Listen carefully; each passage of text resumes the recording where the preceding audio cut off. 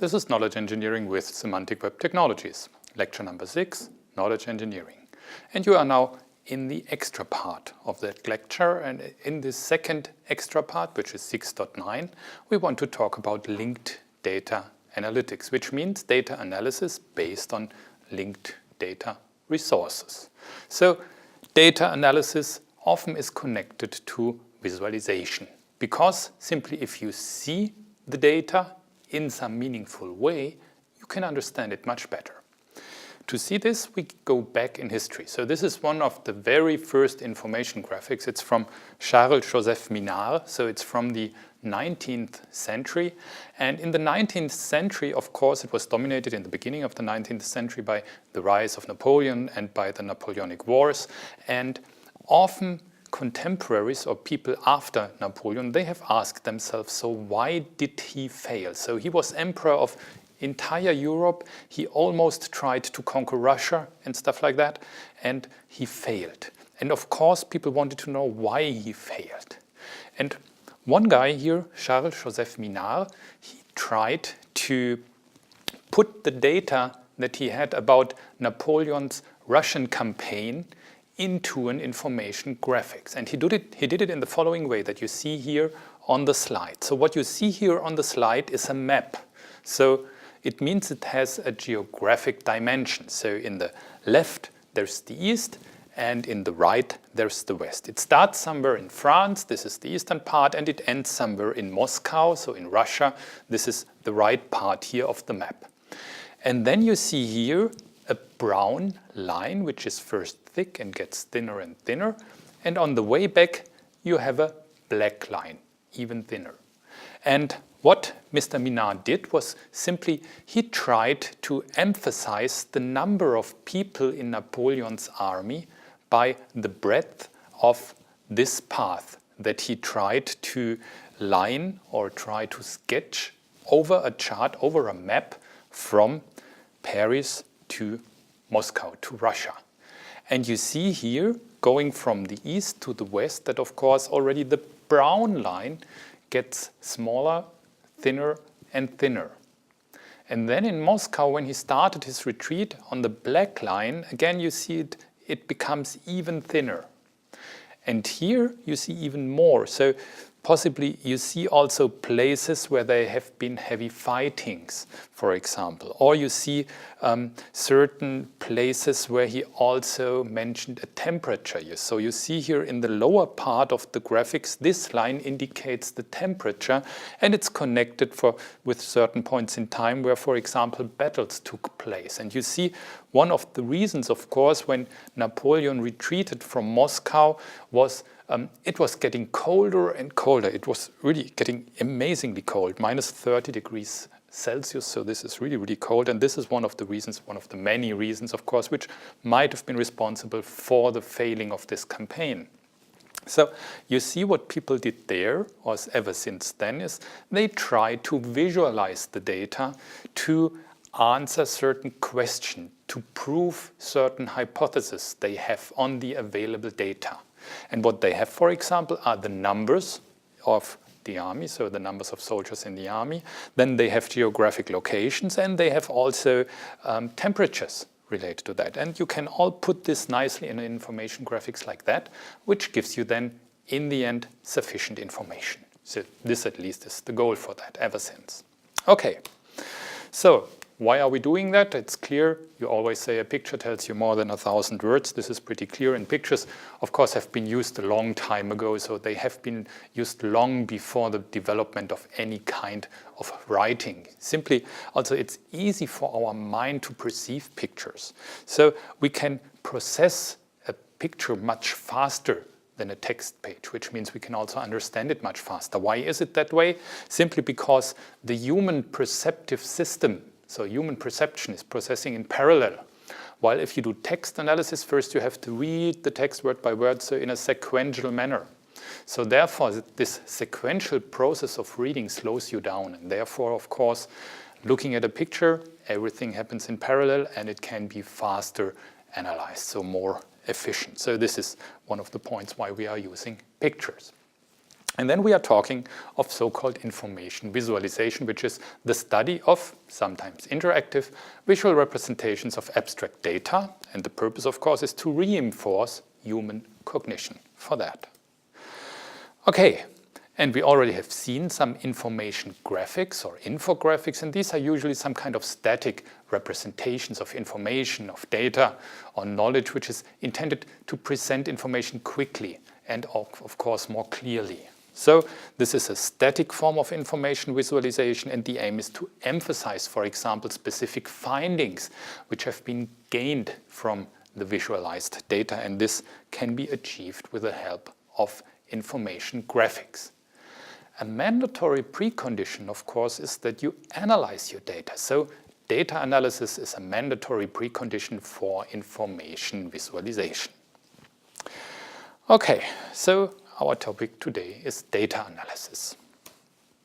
Data analysis, we will find out, is a fundamental iterative process. Why is it iterative? So usually you start by formulating or executing then a previously formulated query. So you have a query, you want to know something about the data, and then of course you ask your data to find that out. What you do then usually is you get a result and you have to do an analysis of the result. Either you do that by interpreting the results you have achieved, so interpreting the numbers, or putting these numbers, for example, in information visualization in a broader context in some visual representation to do the analysis then via your human perception. So this can also be a point here.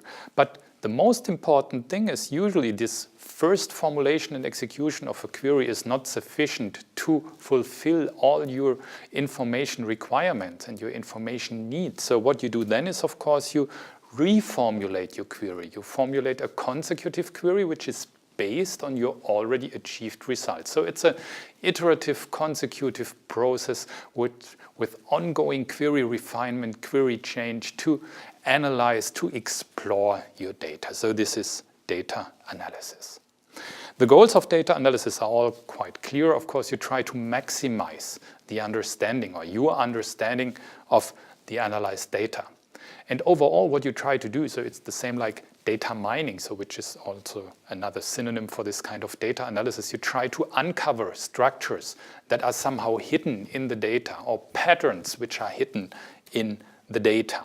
You try to extract important variables. Which are the important variables to find out? So for example, for Napoleon's Russia campaign, what is the most important variable that in the end is responsible for the failing of that expedition?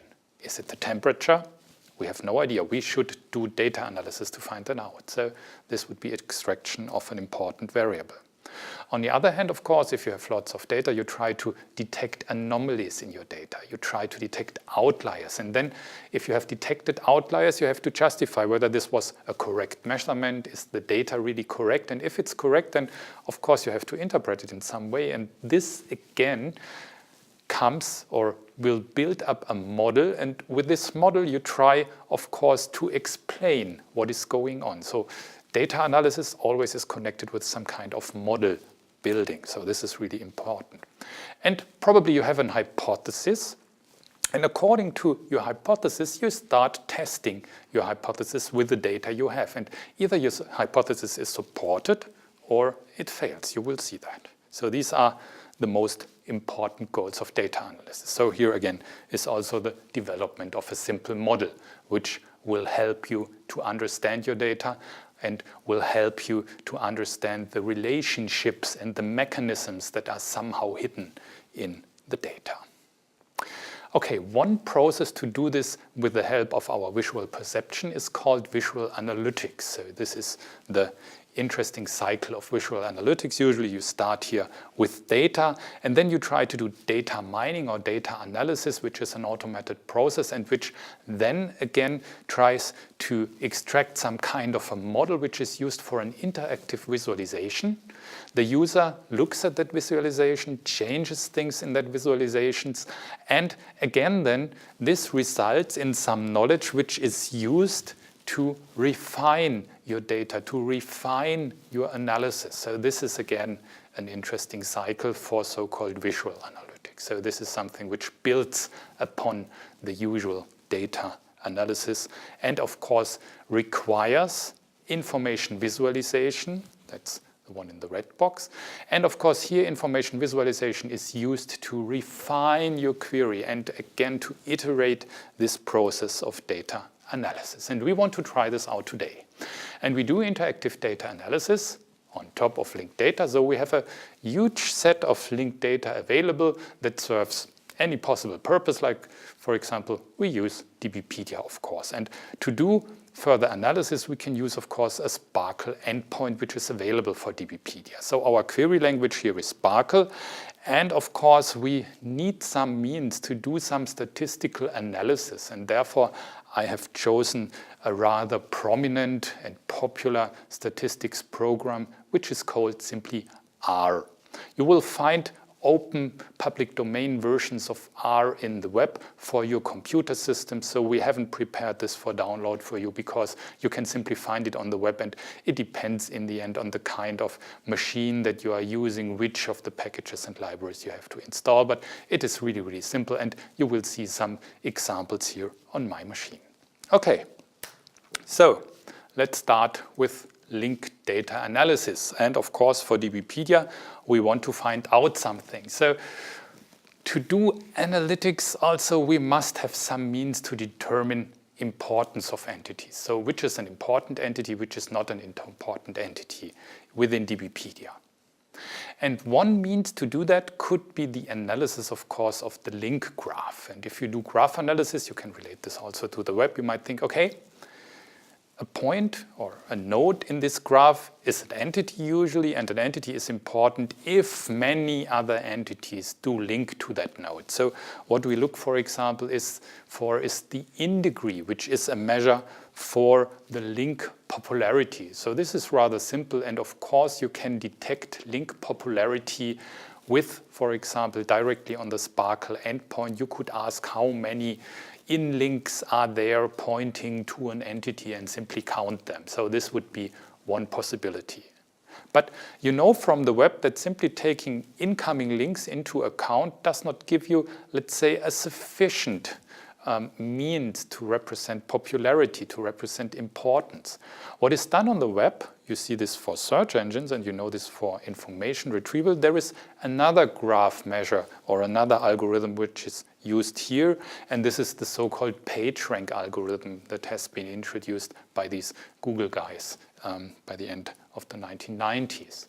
So PageRank takes into account, of course, the number of links that go into a node, but also the number of nodes, the number of links that go out of a node, and of course there is somehow also an iteration going on, which in the end a node can only give so much input out that he also receives. So you determine a value which comes from the in links and then is further distributed by the out links. And in the end, if you reiterate that until a stable state is reached, then you come up with something like the PageRank. So this is a much more sophisticated graph measure for the importance of a linked resource. Now, you might think, yeah, that's nice, but for DBpedia, of course, this is difficult to do. I would have to take into account the entire graph, and then I have to do several iterations to compute this PageRank. So this is really complicated. So I need a large machine to do that, and I need lots of time. Of course, you do not have to do that. DBpedia provides that, and it's provided on the public SPARQL endpoint of DBpedia, but in another graph. So the graph you have to access is the one you see here, and if you follow that link, you will find in the end a description how to use PageRank in DBpedia. So you can use it, but you have to use another graph for that. So our SPARQL queries that we apply now, and where we take into account also the PageRank of an entity from DBpedia, will use a separate graph within the DBpedia endpoint. So how does this look like? Let's take the following example. We had lots of examples having to do with the first man on the moon, so we do again an example with astronauts. So our first task is here, we want to determine the most important astronauts. And this is pretty easy if you know how to access the PageRank. So how do we do that? You see that, for example, here, what we do here is we define a prefix for the graph of the PageRank, and then we select two things. We want to select the astronaut, so this is an entity for an astronaut, and we want to select the number of the PageRank. And then we select this from two different graphs, first from the DBpedia graph, and then from this other graph, the PageRank graph, which is also available on the same Sparkle endpoint. And then we say, okay, an astronaut must be of type astronaut, and we say the astronaut must have a PageRank, and here you use this interesting path expression for that. And then here the rank is then the PageRank. And what you do here again then is, of course, we want to order our results by PageRank, and it should be ordered in a descending order.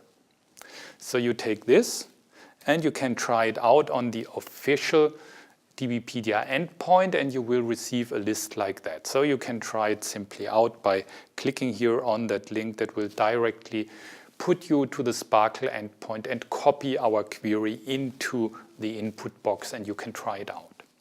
So what you will see here is a list of important astronauts ordered by rank. So what we find out with Sparkle already is that obviously the most important astronaut is Yuri Gagarin, and then the second most important is Neil Armstrong. That's interesting. So Yuri Gagarin, first man in space, is considered much more important than first man on the moon. And then the third one is the second man on the moon. It's Buzz Aldrin. So this is really interesting. The fourth one, Alan Shepard, would be the first American in space, and so on and so on. And you see here also Valentina Tereshkova, which was the first woman in space, and so on. So this is an interesting list. But of course, these are hundreds of astronauts, and we want to make some sense of it. So are all likely important, or is there a huge gap? So where are the most astronauts? What is their PageRank? How does this relate to each other? This is something we want to find out with further data analytics. So how do we do that?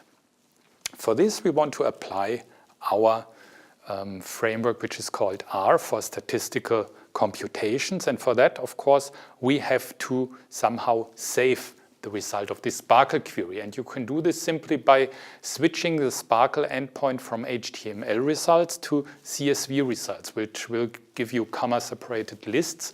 And of course, if you switch the Sparkle endpoint to CSV, you can save the result then in a local file, which, for example, I have here named simply astronaut.csv. So you do this on your Sparkle endpoint. So this is pretty easy. And then you have exactly this table that you see here as a comma-separated list in your local computer in a file. And then you can work with it, or you can work on it with R.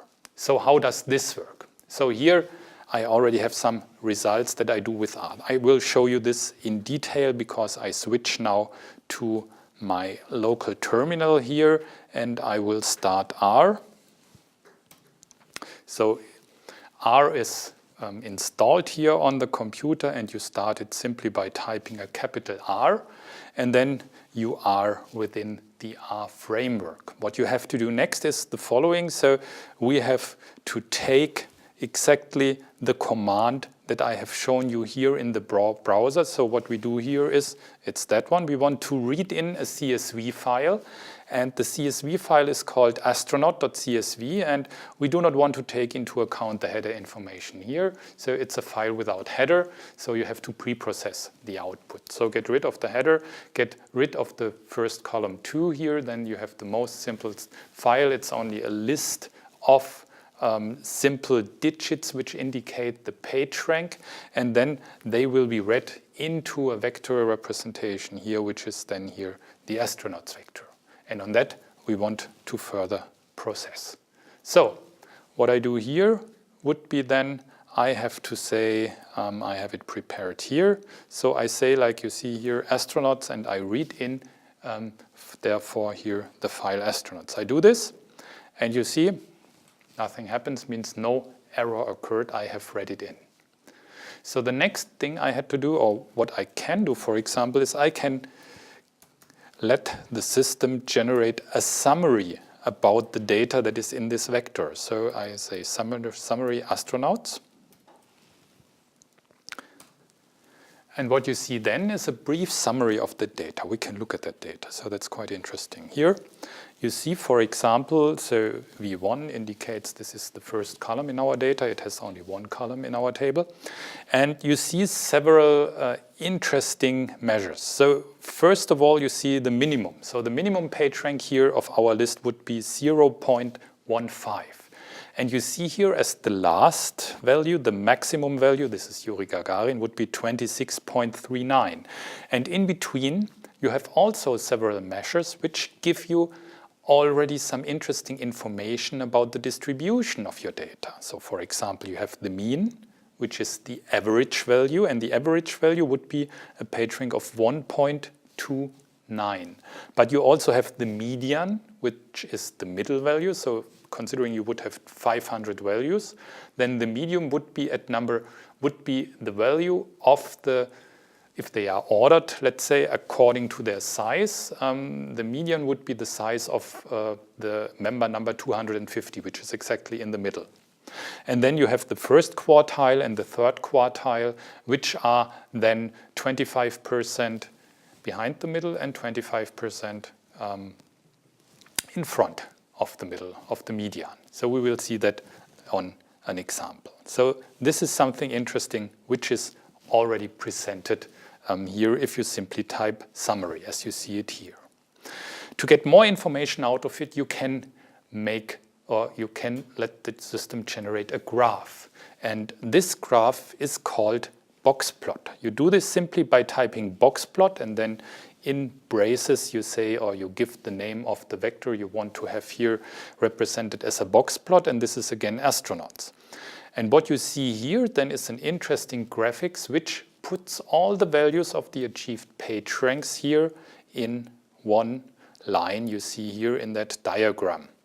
And what I did here is I simply because the largest value is 26, and then of course this interesting part gets smaller and smaller and I can't explain something with it, I cut it off at PageRank number 6. So you see this command, then here I set a limit at 6, so I want to display the range from 0 to 6. So what do I see here in this box? So this is really interesting. The first thing you see here, it's again the median. The median is so considering we have 500 values, it would be the value of number 250, so the middle one, when they are ordered according to their size. So the middle one has a value of 0.88, while, and this is interesting statistically, the average, which means the mean, is a little bit larger. It's 1.29. So what does this already tell me? If the mean is larger than the median, this means that most of the values are smaller than the mean, and only a few of them are larger. So this is a first interesting information concerning the distribution of our data. So let's have a further look. So what do we have here? You see that the median is encircled by a box. And this box here gives the values of the first quartile, this is here at 0.61, and the third quartile, which is at 1.38. And of course, between the first quartile and the third quartile are 50% of all the available data. 50% of all your data are exactly in that range, while the median, which means the middle data, is here where the thick line is. So this gives you interesting clues about the distribution of your data already. So everything else, so the other 50% are outside. But we have more to distinguish here in that kind of box plot. What do we have here? So here marked in blue are the so-called whiskers. So between the whiskers, usually there is an area which signifies 50% more than the inner quartile range. The inner quartile range is the range between the first and the third quartile, and I put 50% on top of that, and then I'm in the so-called whiskers in this inner quartile range times 1.5. This means the most important part of my data lies exactly between these two lines, lies exactly in that range. Therefore, everything which is outside that range is mostly considered being an outlier, because the value somehow lies outside the scope of most of the values for that data. So these are outliers. And what you could do here, for example, you could somehow have a look at your table, at the Sparkle query, and have a look at all of these which are outliers, so of all of which whose value is larger than the value which is defined here within these whiskers, within this most important area of your graph. And then you could determine whether this is a failure in your data or whether this data nevertheless is important. So here you do outlier analysis, for example. So this is something interesting. Okay, but in our example here, what we did, we only considered one simple column of data. Let's consider a few more columns of data. So for astronauts, for example, we do have other kind of numerical data, like for example, we have the birth date. And another interesting thing is we also have the time in space. So this is interesting because now we could compare among the important astronauts whether they have been a long time in space or a short time in space. So this might be an interesting question to look for. So first, let's try to get the birth date and also the time in space into our query. So what we do here is, besides the astronaut and the rank, we also select the year of the birth date. You see here, we have here the triple pattern which selects the birth date, and we have here the triple pattern which selects the time in space. And of course, the birth date is a date, not always, but what we do here to get proper data is first we do a date conversion. So we say birth date should be considered as a date, as an XSD date. And then we simply try to strip off the year and only look at the year and not at the exact date. So we put all astronauts that are born in the same year into one box. So we simply are looking for the year here. So this will be then our query. Okay. We execute that query, and you see again, so here it's not ordered anymore. We again get a nice table with lots of interesting results. So you see here again the names of these astronauts. So for example, I go here for someone who is called Ulrich Walter, and he has a rather small page rank, but nevertheless he was for a long time in space. So as you see here, you have rather long periods of time, and if you look closer at it, of course you have to analyze this more closely. You will see that this is the number of seconds in space, so therefore there will be sometimes millions of seconds when these people have been for 100 days or more in space. So this can easily be achieved. And you see here's the birth date. So several of them are born in the 60s, in the 70s, in the 40s, in the 50s, and so on and so on. So now you put again this interesting data into a local file. I have called it astronauts2.csv. You strip off the headers, and possibly you can also blend out the first column. You could do this also in R, but it's more sophisticated syntax. You might find it out if you read the manual. You can also simply select these three columns without the first one, and then to do a data analysis, and then you can follow simply our instructions here in the lecture. So first thing that I did was, okay, I read in the astronauts file here, and then I print out a summary. So like for my first data. And what the system does now for all of my three columns, they are internally referred to here now as V1, V2, and V3. We got again a statistical analysis, the first one for the page rank, the second one here was for time in space, and you see here, yeah, it ranges from 30 seconds, whatever this means, to a rather huge number, and also you see here medium and mean. And here, this is the year of birth, so this can be easier analyzed if we look at it. We see here, okay, the oldest astronaut was born 1921, the youngest one here is born 1978, and the mean birth date, birth year would be 1950, while the median is at 1952. So this is, again, first interesting information. Nevertheless, let's, for example, go to the time in space and let's have a look at the box plot there. Here again you see, okay, data is widely spread and data is really huge, so it's 10 to the 7th, so which means we have 7 zeros in that number, so it's 10 million or something like that, and it's in second. And we can, of course, for us it's difficult to grasp how long this time span is. So what I did was simply I tried to make it better readable simply by dividing here. I make a summary only of the second column, so of V2 of astronauts 2, and then I divide it by 3,600, which means then I have hours instead of seconds, and then I divide it again by 24, which means now I have days. And now you see, okay, this is much easier to understand, because here you see all this is between 0 and 800 days in space. 800 days in space consecutively, so or let's say in one take. I think this didn't take place. Possibly this is a guy that was several times in space and this adds up, but it can also be some mistake, some error. You have to do this by a closer examination of these outliers you see here. So this would be then outlier analysis in your data. What you can do next is you can try a hypothesis. What would be obvious, for example, could be, let's say, older astronauts have been longer in space. So they have been in space for a longer time. Why? Yes, simply because they might have flown more missions than a younger astronaut. Since space, or people in space, this takes place since the late 1960s. So therefore, it might be possible that older astronauts have been in space longer. So how can we find that out? We could put into relation, for example, the data that we have, and we have data about time in space and about year of birth.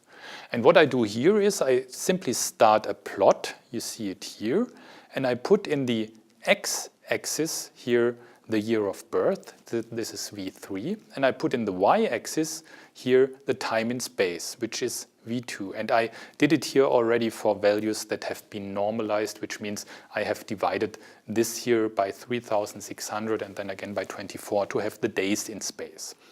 And then what you see here, you see that plot generated by the system, and it tells you here, okay, you see from the 1920s to the 1980s, and then you see here, yeah, this is an interesting distribution with the largest value somewhere in the middle.